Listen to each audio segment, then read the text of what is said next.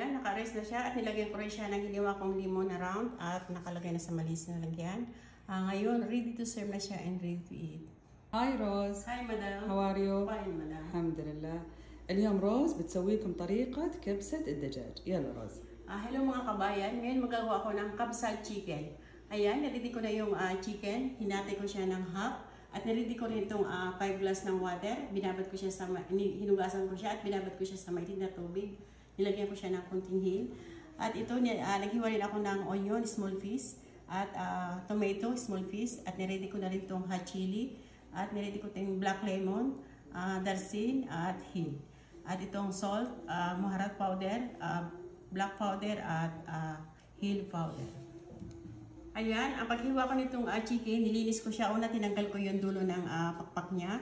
At tinanggal ko rin dito. At nilinis ko siya sa loob. Tinanggal ko yung mga blood niya. At hiniwa ko siya ng half. Nilagay ko na itong pat sa apoy. At nilagay ko siya ng oil. At nilagay ko na yung hiniwa kong onion. Mix ko lang siya ng konti. At ngayon, na-add ko na itong darsin at hil.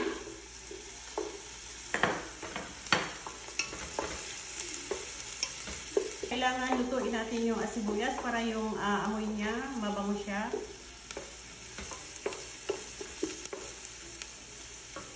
At ngayon, na-add ko na itong black powder, hil at muharat powder. Natin siya at para lumabas yung amoy niya.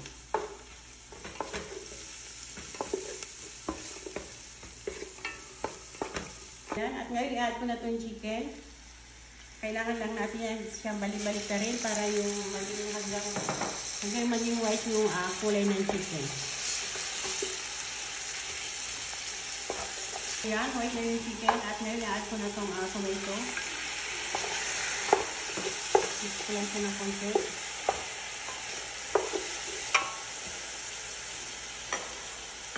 At i-add ko na rin itong salt. Mix ko lang siya. Add ko siya itong isang hot chili at black lemon. At add ko rin siya ng water. At ikikip ko siya sa apoy ng 45 minutes. Ayan, tatakpan ko na siya at ilalagay ko sa high heat para malakas yung kulo niya. After 45 minutes, babalikan ko siya. Ayan, after 45 minutes, luto na yung chicken niya. At ngayon, natatanggalin ko na siya. Lalagay ko sa isang tray.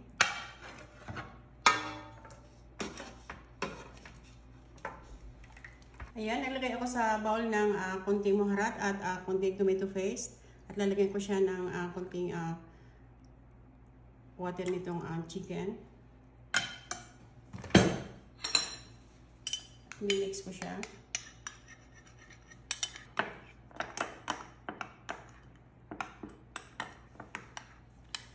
Ngayon, lalagay ko dito sa top ng chicken. At lalagay ko siya sa oven para papulahin yung chicken. At tatanggalin ko itong kunting tomato at onion dito sa water.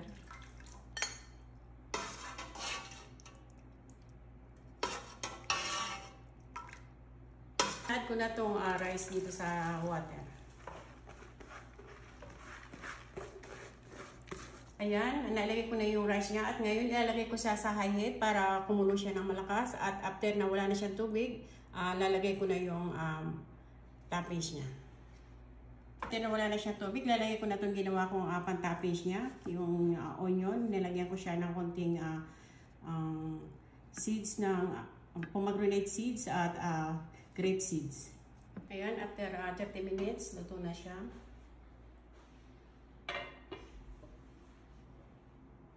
Ayan, tanggalin ko muna, isit aside ko itong toppings niya. Lagay ko na siya dito sa malinis na lalagyan. Ayan, inapuyan ko yung chicken sa taas, nag-brown na siya. At ngayon, lalagay ko siya sa top ng rice.